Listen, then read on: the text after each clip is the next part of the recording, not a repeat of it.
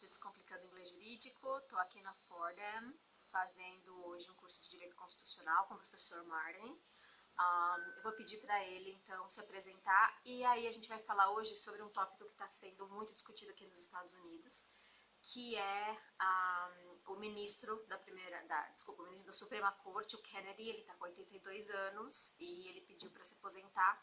Então, o Trump tem o direito de nomear um próximo ministro e o Senado tem que aprovar na sabatina. É sobre isso, então, que a gente vai falar com o Professor Martin. Ele é especialista em Direito Constitucional. So, Professor Martin, thank you very much for being here. Thank you.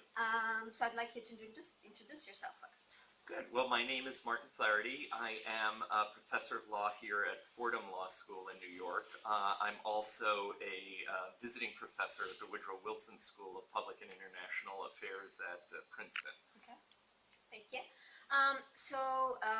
Lately, since I arrived, actually, people talk a lot about Kennedy retiring.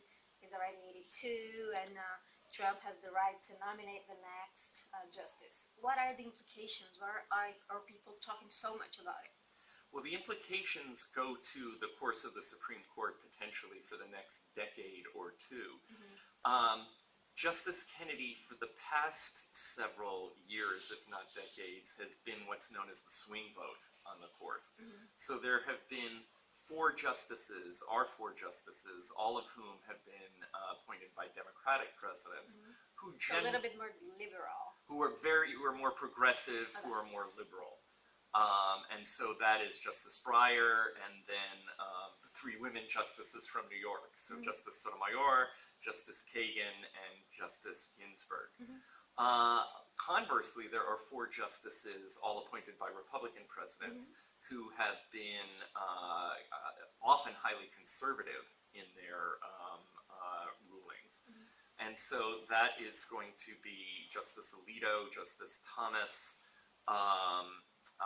Justice Roberts, and I'm forgetting the other one now. So you have four justices that have been consistently conservative. Okay. Kennedy has more or less been conservative.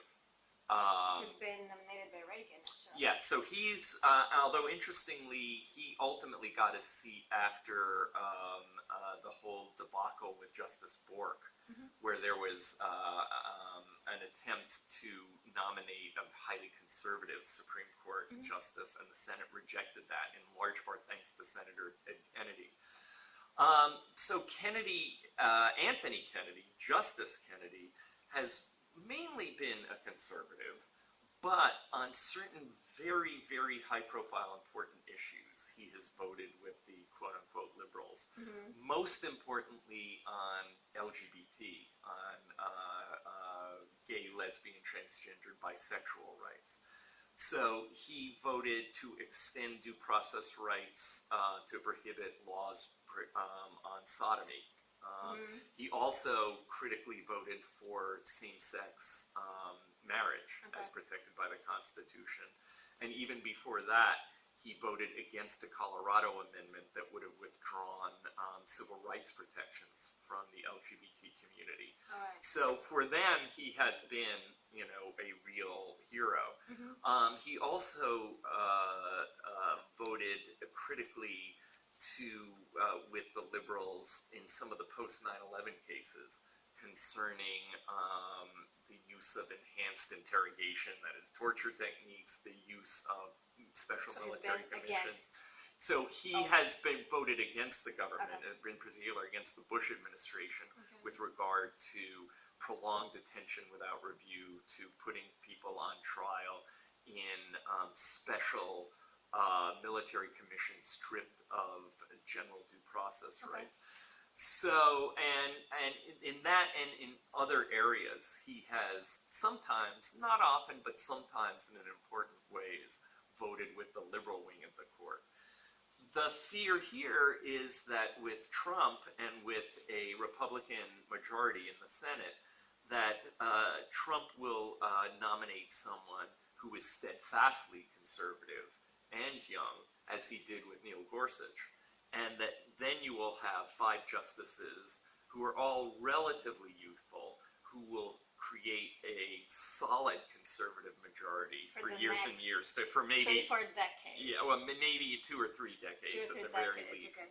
Okay. And what makes that particularly unfortunate from the progressive point of view is that Justice Scalia, who was in many ways the intellectual powerhouse for the conservative majority, died late in President Obama's administration.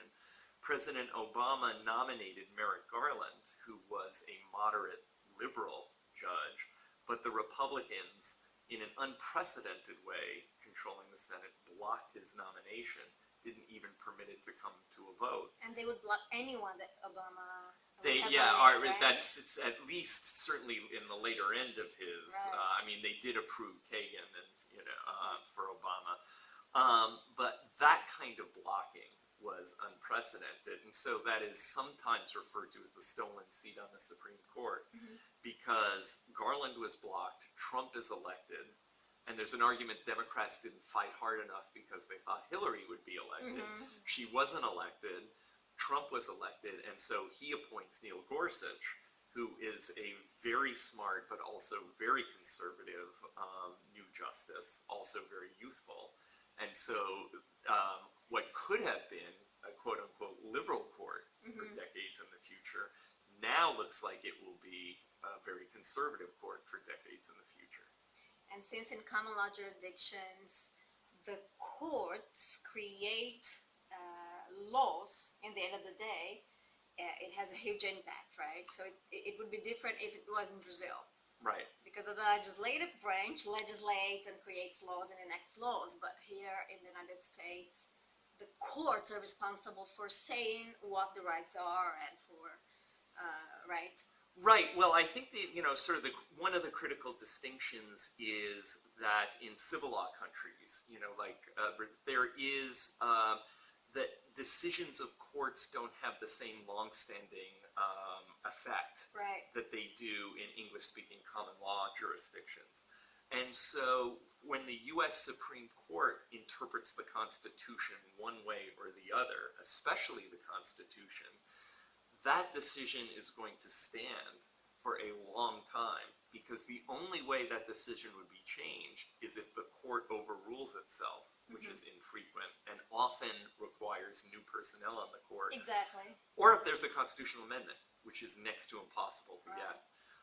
It's also difficult when the court interprets statutes certain ways, because theoretically Congress can overrule the court's interpretation of a statute by changing the statute. Right. But Congress is often so gridlocked these days that it's very unlikely that Congress will do that.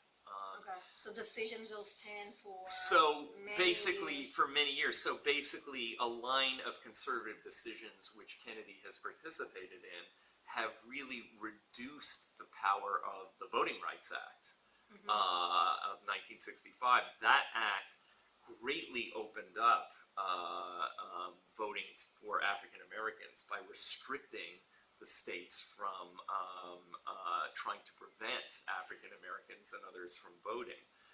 What the court has done in recent years is very much undermine that statute. And in the present political climate, it is very unlikely that this Congress is going to try to restore the protections that were originally intended in the Voting Rights Act, because it's a conservative Republican Congress. Exactly. It is not a progressive Democratic Congress as it was in the 1960s. Right, right. Thank you very much for participating in the channel. Good, and you're quite welcome. Bom, espero que vocês tenham gostado. Então é isso, os países da Common Law, eles dão muita importância para as decisões do judiciário, e essas decisões têm força de lei. Então, basicamente, o Trump vai indicar, muito provavelmente, alguém muito conservador, relativamente jovem, que vai mudar ou vai ter uma tendência a dar votos favoráveis a decisões bem conservadoras nas próximas 2, 3 ou 4 décadas. Então, por isso que os americanos estão super preocupados com esse assunto. Bom, essa foi a novidade de hoje. Aguarda o próximo vídeo, que eu vou tentar entrevistar outro professor com um assunto bem interessante para vocês. Tchau!